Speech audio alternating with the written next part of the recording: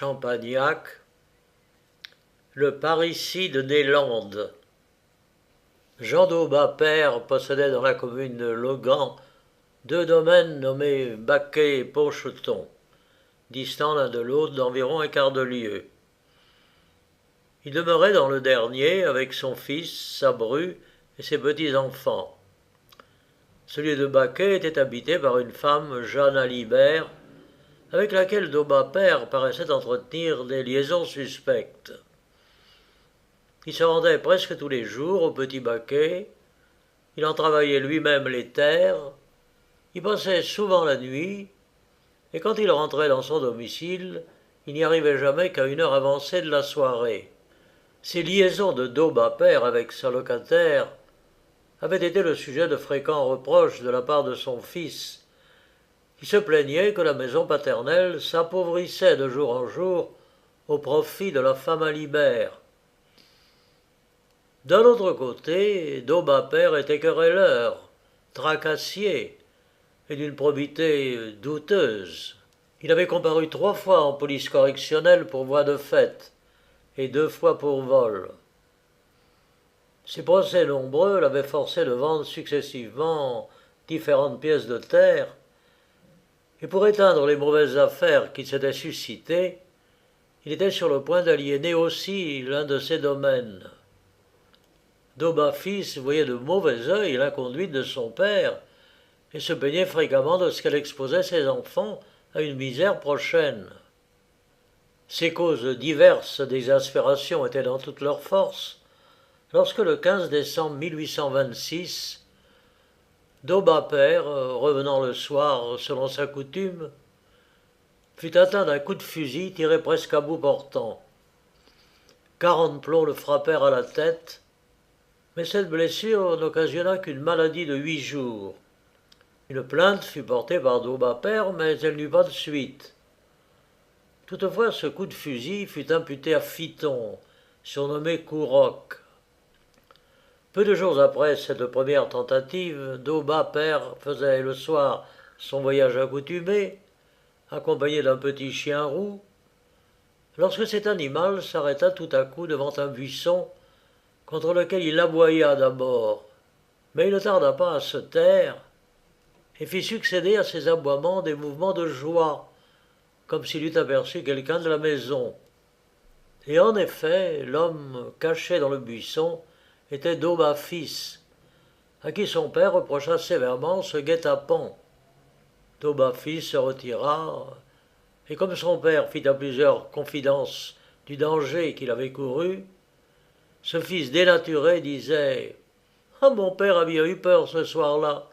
Il avait bien raison, nous étions 2 lurons qui ne l'aurions pas lâché aisément. » Et il dit même en parlant de cette circonstance « Oui, j'y suis allé, j'y reviendrai s'il le faut. » Pendant l'intervalle du 15 décembre au 31 janvier, d'Aubat fils tint une foule de propos menaçants qui furent attestés par de nombreux témoins.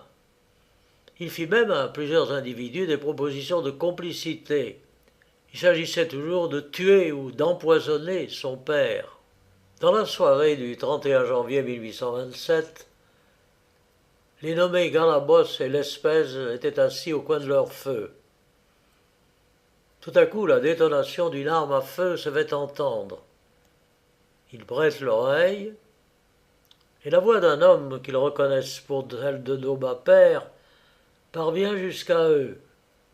Un petit chien aboyait, et les chiens de leur maison répondaient à ses aboiements. Ils distinguent même le bruit de coups violents portés sur le corps d'un homme. d'Aubat injuriait ses meurtriers, puis il leur demandait grâce de la vie, et bientôt on n'entendit plus rien. Curieux d'éclaircir leurs soupçons, Galabos et l'espèce s'acheminèrent vers la maison de d'Aubat, située à peu de distance de la leur, et n'y trouvèrent ni le père ni le fils. Il était environ 8 heures du soir. 3 heures après, d'Aubat fils se rendit chez un sabotier de la commune. Il était pâle, troublé, tout tremblant, et sans que l'on provoquât en rien ses confidences, il se mit à dire Oh, j'ai entendu un coup de fusil, beaucoup de bruit et de tapage du côté de Baquet. Je crois qu'on a tué mon père. Oui, oh, je crois bien qu'on l'a tué. Vous serez peut-être ainsi que moi appelé en témoignage. Dites que je suis venu ici entre 6 et 7 heures. Je vous donnerai quelque chose. Le lendemain, 1er février, le chien de Dauba père allait et revenait sans cesse, poussant des hurlements plaintifs, du lieu où gisait le cadavre de son maître au domaine de Baquet. Dauba fils, qui s'y rendit, dans la matinée, passa sur le lieu du crime, et le chien aboya de même quand il l'aperçut, mais il ne le suivit pas. Dans l'après-midi du même jour, le corps inanimé du malheureux Dauba fut trouvé à côté du chemin qu'il avait dû suivre pour revenir la veille de Baquet à sa maison. Il avait été traîné dans un fossé plein d'eau. Il tenait encore dans ses mains quelques touffes des bruyères auxquelles il avait sans doute essayé de s'accrocher. Le sol, fortement foulé, indiquait une lutte longue et pénible. On voyait, suspendus aux broussailles, une grande quantité de cheveux gris de la victime. Le cadavre portait les marques de 12 blessures, dont 7 à la tête. Un grand nombre de personnes se rendirent sur le lieu du crime. Il fallut à plusieurs reprises presser Dauba fils d'y venir aussi. Il refusa d'aller lui-même instruire le maire de la commune de cet événement. Et ce ne fut qu'après beaucoup de difficultés qu'il consentit à passer la nuit auprès du cadavre avec les autres habitants du village, en attendant l'arrivée de l'autorité. Il s'y décida enfin, et chose incroyable, il dormit paisiblement à côté des restes sanglants de sa victime. Le lendemain, Dauba fils s'égayait au cabaret, buvait, faisait du bruit comme de coutume, et quelqu'un lui ayant dit qu'il pourrait bien être arrêté à l'occasion du meurtre de son père, il répondit « Ah, vous voulez peut-être dire que je l'ai tué. Bon, mon père est sous terre et mon père y restera. » Dauba fut en effet arrêté, et des indices graves provoquèrent aussi l'arrestation de Phiton, que le coup de fusil du 15 décembre et sa haine, bien connue contre Dauba père, avait compromis. Dauba se retrancha d'abord dans un système de dénégation absolue. Mais bientôt, de lui-même, il fit appeler le procureur et le juge d'instruction et leur fit spontanément l'aveu détaillé de son crime. Seulement, il soutint qu'il n'avait pas prémédité le meurtre de son père et dénia formellement tous les discours et tous les actes qui pouvaient concourir à la preuve contraire. Ce misérable semblait croire dans son ignorance que l'absence de la préméditation pouvait beaucoup adoucir sa peine, et que le nombre de ses enfants, avec la franchise de ses aveux, le ferait réduire à un emprisonnement plus ou moins long. Nous allons donner en substance les révélations de l'accusé. Les liaisons de mon père, dit-il, avec Jeanne Alibert, pour laquelle ainsi que pour sa fille, il dépouillait notre maison, sont la cause première du désordre de ses affaires, de nos discussions et de mon malheur. Le soir du 31 décembre, et lorsque je sortis de chez moi, je ne pensais pas à tuer mon père. Je suivais le chemin qui conduit au petit Baquet, mais pour aller à un cabaret du voisinage. Je trouvai sur le bord de la route du Luc armé d'un fusil. Il me dit qu'il attendait mon père pour le tuer. Je ne lui fis ni observation, ni reproche, et m'éloignai de lui de quelques pas. Et 3 ou 4 minutes après, mon père vint à passer.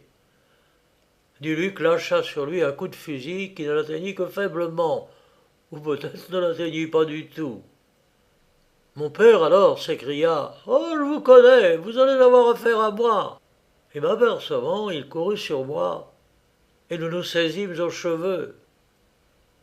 Pendant cette lutte, Duluc, se servant de son fusil comme d'une massue, emporta plusieurs coups à mon père, qui fut renversé, et quand il fut par terre, je lui portai moi-même plusieurs coups d'une fourche de fer que je n'avais pas prise pour cet usage, et Duluc et moi, nous l'avons achevé.